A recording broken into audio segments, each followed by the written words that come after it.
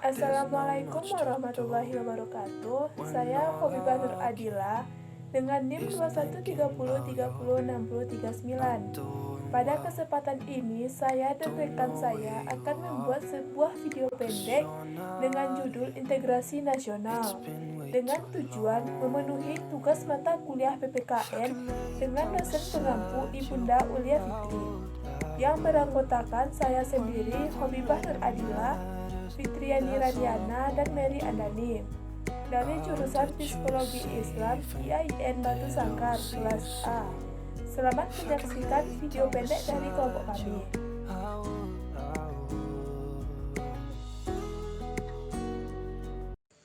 Yang pertama, kita masuk pada makna integrasi nasional. Integrasi nasional berasal dari dua kata, yaitu integrasi dan nasional. Integrasi berasal dari bahasa Inggris integrate yang artinya menyatu padukan, mempersatukan atau menggabungkan. Kata nasional berasal dari bahasa Inggris nation yang artinya bangsa. Dengan kata lain, integrasi nasional adalah hasrat dan kesadaran untuk bersatu sebagai suatu bangsa, yaitu bangsa Indonesia. Integrasi bangsa dapat dilihat secara politis dan antropologis.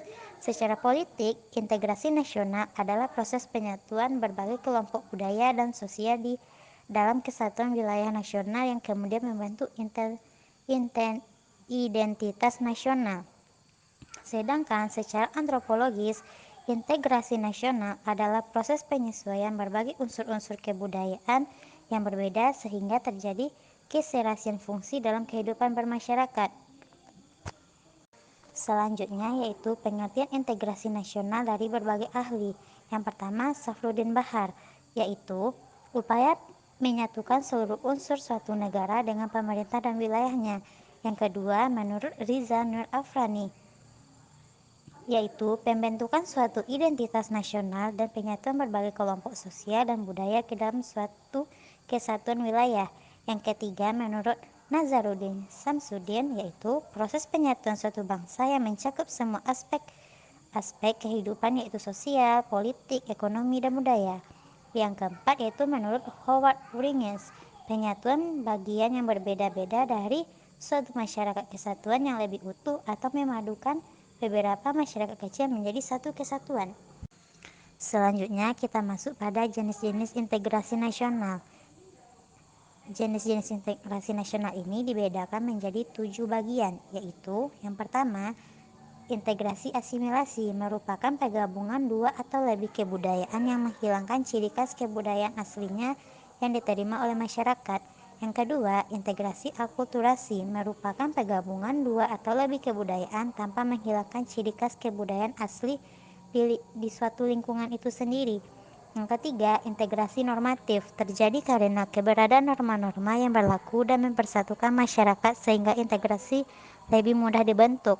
Yang keempat, integrasi instrumental terjadi dan tampak secara nyata sebagai akibat adanya keseragaman antara individu dalam lingkungan masyarakat. Yang kelima, integrasi ideologis terjadi dan tampak secara nyata karena adanya ikatan spiritual atau ideologis yang kuat tanpa adanya paksaan. Yang keenam, integrasi fungsional terjadi karena adanya berbagai fungsi tertentu dari semua pihak di dalam masyarakat. Dan yang terakhir, integrasi koersif terjadi karena adanya pengaruh dari penguasa dan bersifat paksaan. Selanjutnya, dalam realitas integrasi nasional dapat dilihat dari 3 aspek, yaitu yang pertama integrasi politik. Dalam tatanan integrasi politik terdapat dimensi vertikal dan horizontal. Dimensi yang bersifat vertikal menyangkut hubungan elit dan massa, baik antara elit politik dengan massa pengikut atau antara penguasa dan rakyat guna menjembatani celah perbedaan dalam rangka pengembangan proses politik dan partisipasif. Yang kedua yaitu integrasi ekonomi. Integrasi ekonomi berarti terjadi saling ketergantungan antar daerah dalam upaya memenuhi kebutuhan hidup rakyat. Adanya saling ketergantungan menjadikan wilayah dan orang-orang dari berbagai latar akan mengadakan kerjasama yang saling menguntungkan dan sinergis. Yang ketiga yaitu integrasi sosial budaya. Integrasi ini merupakan proses penyesuaian unsur-unsur yang berbeda dalam masyarakat sehingga menjadi satu kesatuan. Unsur-unsur yang berbeda tersebut dapat meliputi ras, etnis, agama, bahasa, kebiasaan, sistem nilai, dan lain sebagainya.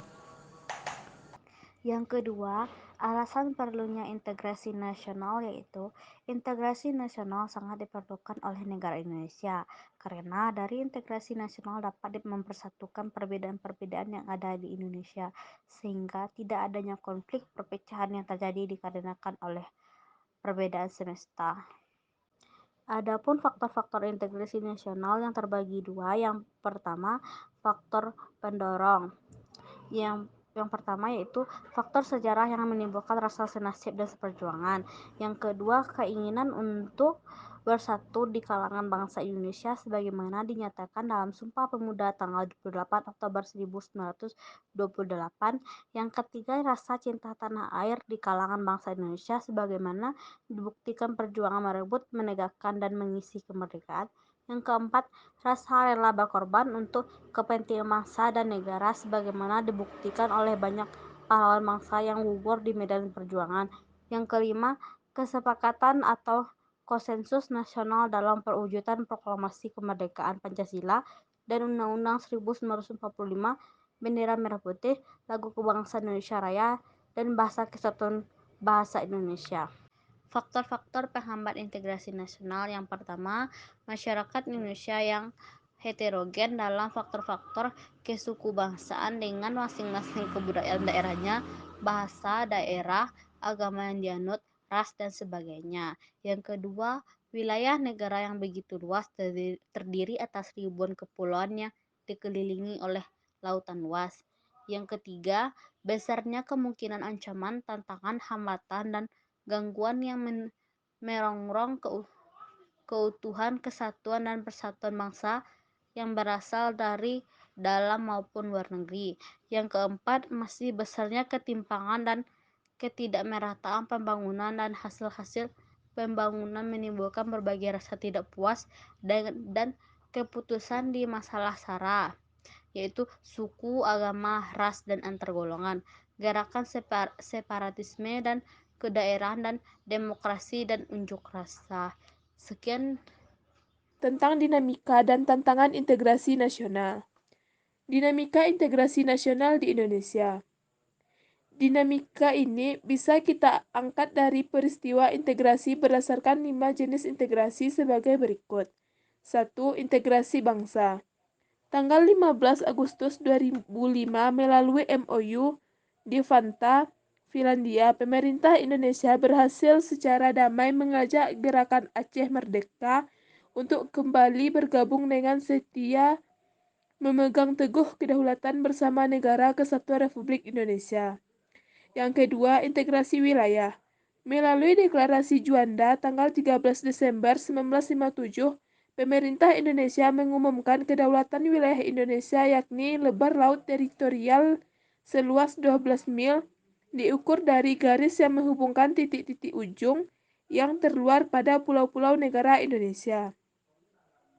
Yang ketiga, integrasi nilai. Nilai apa yang bagi Indonesia merupakan nilai integratif? Jawabnya adalah Pancasila. Pengalaman mengembangkan Pancasila sebagai nilai integratif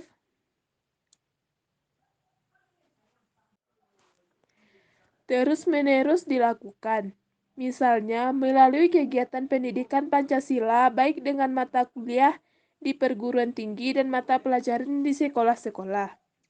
4. Integrasi elit massa. Dinamika integrasi elit massa ditandai dengan seringnya pemimpin mendekati rakyatnya melalui berbagai kegiatan. Yang kelima, integrasi tingkah laku atau perilaku integratif. Mewujudkan perilaku integratif dilakukan dengan pembentukan lembaga-lembaga politik dan pemerintah, termasuk birokrasi.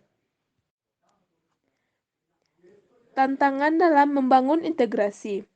Dalam upaya mewujudkan integrasi nasional Indonesia, tantangan yang dihadapi datang dari dua dimensi, yaitu dimensi horizontal dan dimensi vertikal.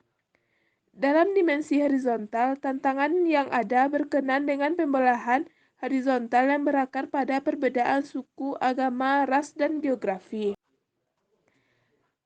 Sedangkan dalam dimensi vertikal, tantangan yang ada adalah berupa celah perbedaan antara elit dan massa, di mana latar belakang pendidikan kekotaan menyebabkan kaum elit berbeda dari massa yang cenderung berpandangan tradisional.